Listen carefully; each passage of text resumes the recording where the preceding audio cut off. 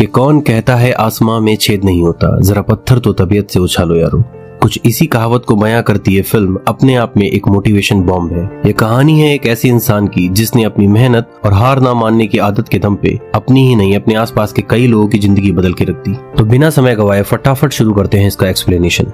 Film के lead role में है जिंग, जो अभी 21 साल का है। वो चाइना के किसी शहर में अपनी छोटी बहन टोंग के साथ रहता है, जो अभी 6 साल की है। इन दोनों की मदर अब इस दुनिया में नहीं है और इनका फादर काफी पहले ही इन्हें छोड़ चुका है। टोंग को स्कूल ड्रॉप करने के बाद जिंग डॉक्टर के पास जाता है। यहाँ हमें पता चलता है कि टोंग को दिल की बीमारी है, जिसके इलाज के लिए जल्द से जल्द ऑपरेशन करना होगा और इस ऑपरेशन का खर्चा है 5 लाख युआन यानी कि 50 लाख इंडियन रुपीज से भी ज्यादा। जिंग एक छोटी सी मोबाइल शॉप चलाता है जिसका नाम है नाइस व्यू। उसके लिए ऑपरेशन का ये खर्चा अफोर्ड कर पाना लगभग नामुमकिन है। फिर एक शाम जिंग अपने किसी दोस्त से मिलता है जो उसको एक बड़े से गोदाम में ले जाता है। वो उसको बताता है कि ये 1 लाख सेकंड हैंड फोन्स हैं जो इटली से रिजेक्ट हो गए। इसको एक्सपोर्ट करने वाला बंदा अभी जेल में है और ये सारे फोन तब से यहीं पड़े हुए धूल खा रहे हैं। ये सारे फोन तुम्हें 1 लाख युआन में मिल सकते हैं और अगर तुम इनको रिपेयर करके बेचते हो तो अच्छा प्रॉफिट कमा सकते हो। जिंग को इसमें एक बड़ी अपॉर्चुनिटी नजर आती है और वो वहाँ से एक फोन लेके रिपेयर करने के लिए चला जाता है। जिंग के पास कोई भी टेक्निकल डिग्री नहीं है क्योंकि वो एक कॉलेज ड्रॉप आउट है, लेकिन काफी कोशिशों के बाद वो उस फोन को ठीक कर लेता है। अब क्योंकि उसके पास इतने पैसे नहीं है कि वो इतने सारे सेकंड हैंड फोन खरीद सके, तो वो बैंक से लोन भी लेता है। फिर वो एक मोबाइल शॉप पे जाता है जहाँ वो उसके मालिक से सेकंड हैंड फोन बेचने की डील कर लेता है।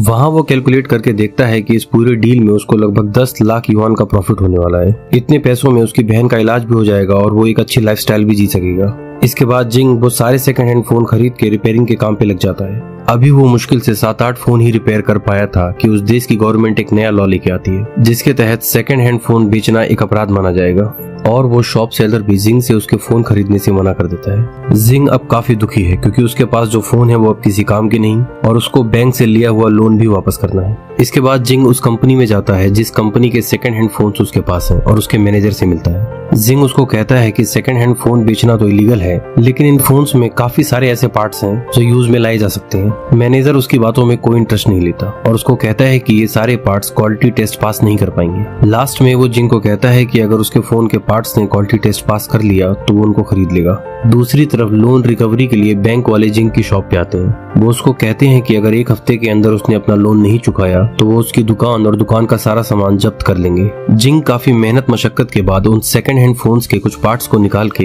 रिपेयर करता है और उनको क्वालिटी टेस्ट के लिए भेजता है और उसके सारे पार्ट्स क्वालिटी टेस्ट पास कर जाते हैं। फिर वो उस फोन कंपनी के मैनेजर के पास जाता है और उसे बताता है कि उसके फोन के पार्ट्स ने क्वालिटी टेस्ट पास कर लिया है, लेकिन वो मैनेजर उन पार्ट्स को खरीदने से मना कर देता है। इस बात से जिंग को बहुत बुरा लगता है। तभी जिंग की नजर उस कंपनी के मालिक पर पड़ती है और वो जल्दी से उनके पास जाके उनको अपनी स्कीम समझाता है और काफी रिक्वेस्ट करके वो उनसे सिर्फ 10 मिनट मांगता है, लेकिन कंपनी के मालिक ट्रेन पकड़ने की जल्दी में थे तो वो उसको मना करके वहाँ से चले जाते हैं। जिंग सोचता है कि अगर वो जल्दी से स्टेशन पहुँच के ट्रेन के अंदर इनसे मिले तो शायद उसकी बात बन सकती है। फिर वो जल्दी से स्टेशन पहुँचने के लिए अपनी स्कूटी दौड़ाने लगता है और इस दौरान उसको 1-2 बार चोट भी लगती है, लेकिन किसी तरह वो स्टेशन टाइम पे पहुँच जाता है और ट्रेन के अंदर जाके कंपनी के मालिक से मिलता है और फिर वो उनसे कहता है कि क्या आप मुझे 10 मिनट मिल सकते हैं, और वो मान जाते हैं। उनको जिंग का आत्मविश्वास और लगन पसंद आता है। जिंग की स्कीम जानने के बाद वो उसको प्रॉमिस करते हैं कि अगर उसके सारे फोन्स के पार्ट क्वालिटी टेस्ट को पास करते हैं तो वो जरूर खरीदेंगे, लेकिन इस काम के लिए जिंग को वो अपनी तरफ से कोई भी प्लांट वर्कर या किसी भी तरह का एडवांस नहीं देंगे।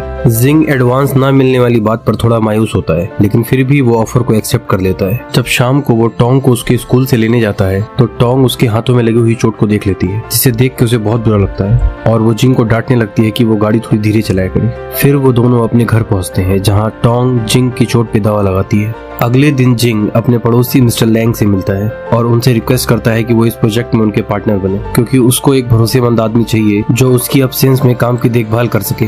मिस्टर लैंग उसे समझाते हैं कि जो तुम करने जा रहे हो वो बहुत रिस्की है, अगर तुम सफल नहीं हुए तो तुम अपना सब कुछ खो दोगे। जिंग कहता है कि उसके पास सिर्फ 1 साल है टोंग का ऑपरेशन कराने के लिए और ऑपरेशन के लिए जितने पैसे चाहिए वो कोई भी छोटा मोटा काम करके नहीं आएंगे, इसलिए उसके पास ये करने के अलावा कोई भी दूसरा रास्ता नहीं है। मिस्टर लैंग उसके साथ पार्टनर बनने पे राजी हो जाते हैं। जिंग इन खराब हालातों की वजह से बैंक का लोन नहीं चुका पाता, इसलिए उसकी दुकान का सारा सामान वो उठा ले जाते हैं। कुछ पैसों का इंतजाम करने के लिए जिंग अपनी स्कूटी भी बेच देता है।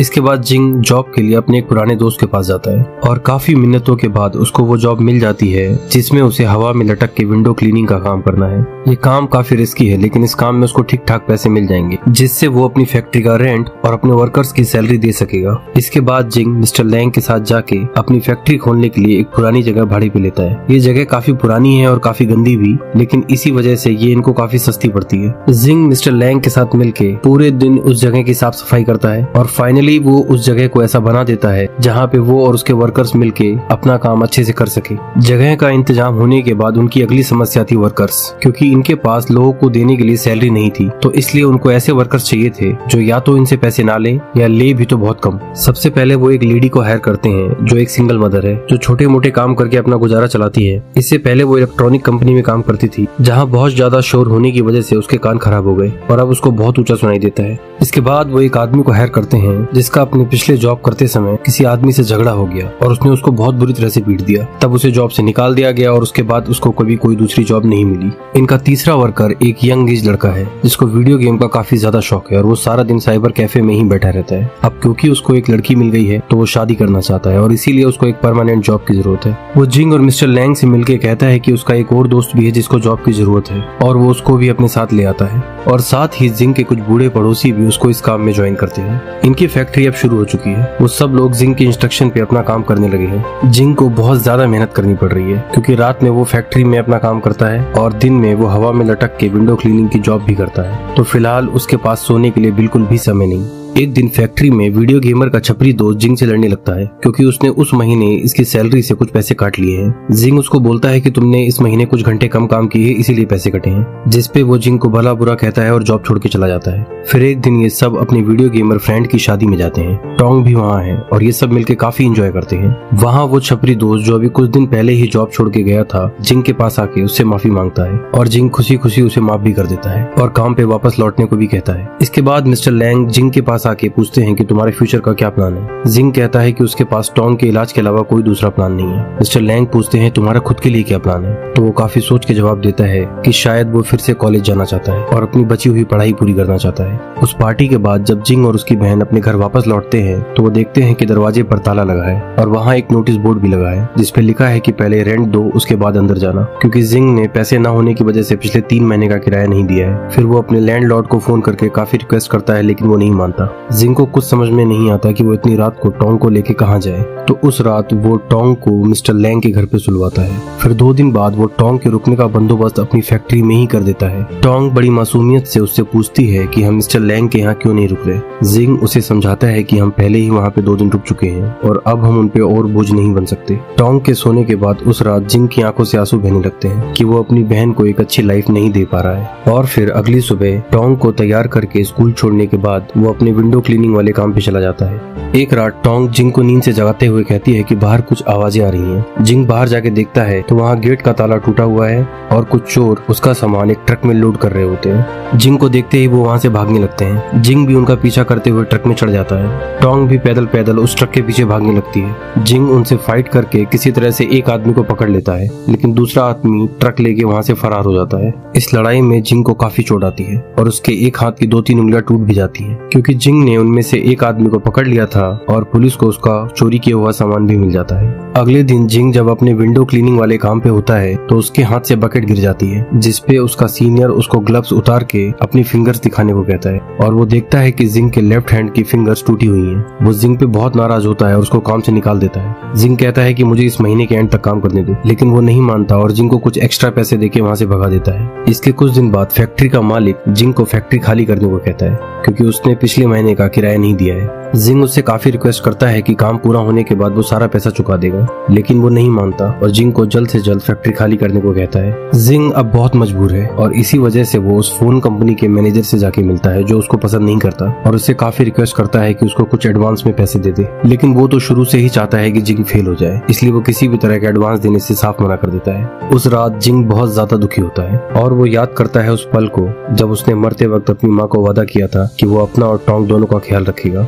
फैक्ट्री का मालिक जिंग का सारा सामान फैक्ट्री से बाहर रखवा देता है और किसी और को वो जगह रेंट पे दे देता है क्योंकि जिंग ने अभी भी किराया नहीं दिया है। जिंग बहुत दुखी होके अपने वर्कर्स से कहता है कि उन लोगों के इस महीने की सैलरी देने के लिए उसके पास पैसे नहीं है और ना ही वो फैक्ट्री का रेंट दे पाएगा। लेकिन वो सब अब जिंग को काफी पसंद करने लगे हैं और ये सब लोग मिलके एक अच्छी टीम की तरह काम करते हैं। तो वो सब जिंग को भरोसा दिलाते हैं कि बचा हुआ काम वो अपने घर से करेंगे और फिर वो सब बचे हुए फोन्स एक ट्रक में लोड करके वहाँ से चले जाते हैं। वादे के मुताबिक वो सब अपने घर से ही काम करना शुरू कर देते हैं। वो सब काफी मेहनत से काम करते हैं और सही समय पे अपना काम खत्म कर देते हैं। एक रात टोंग जिंग को बोलती है कि उसने सपने में अपनी मॉम को देखा जो उससे कह रही थी कि तुम अब बड़ी हो चुकी हो और जिंग का ख्याल रखो। फिर वो जिंग को गले लगा लेती है और तभी जिंग की आंखों से आंसू बहने लगता है क्योंकि वो इन सब बातों से अब बहुत थक चुका है। फिर अगले दिन वो सब लोग इन मोबाइल पार्ट्स को क्वालिटी टेस्ट के लिए कंपनी में भेजते हैं। ये इन सब के लिए बहुत ही इमोशनल मोमेंट है क्योंकि इनके इतने दिनों की मेहनत का रिजल्ट आने वाला है। अगले सीन में ये सब लोग उस मोबाइल कंपनी के ऑफिस में बैठे होते हैं और अपने क्वालिटी टेस्ट के रिजल्ट का इंतजार कर रहे होते हैं। फिर कंपनी का मालिक इन सबको अपने ऑफिस के अंदर बुलवाता है। वहाँ वो जिंग हाओ की तारीफ करते हुए कहता है कि ये काम इतना आसान नहीं था लेकिन फिर भी तुमने अपना ऑर्डर टाइम पे पूरा किया। और फिर वो उसे बताता है कि उसके सारे पार्ट्स क्वालिटी टेस्ट में पास हो गए हैं और उसकी कंपनी उन सारे पार्ट्स को खरीदेगी।